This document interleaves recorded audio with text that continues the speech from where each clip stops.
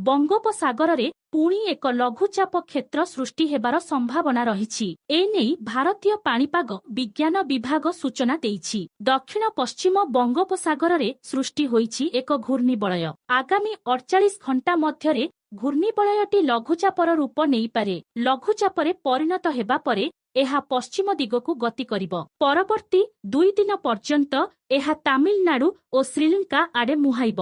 ଏହାର ପ୍ରଭାବରେ 12 ତାରିଖ ପର୍ଯ୍ୟନ୍ତ ଦକ୍ଷିଣ ଭାରତରେ ପ୍ରବଳ ବର୍ଷାର ସମ୍ଭାବନା ରହିଛି। ବିଶେଷ କରି ତାମିଲନାଡୁ, କେରଳ ଓ ପୁଡୁଚେରୀରେ ପ୍ରବଳ ବର୍ଷା ହୋଇପାରେ ବୋଲି ଭାରତୀୟ ପାଣିପାଗ ବିଜ୍ଞାନ ବିଭାଗ ଆକଳନ କରିଛି। ଅନ୍ୟପକ୍ଷରେ ଶୀତ ଉଡାଇ ନେଲା ବାତ୍ୟା ଦାନା। ସ୍ୱାଭାବିକ ଦିନଠାରୁ 1 ମାସ ପଛକୁ ଠେଲିନେଲା ଶୀତ।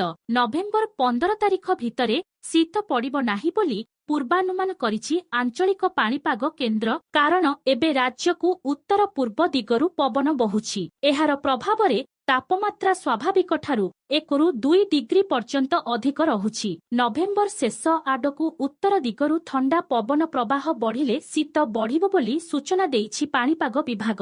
ପାଣିପାଗ ବୈଜ୍ଞାନିକ ମନୋରମା ମହାନ୍ତି କହିଛନ୍ତି।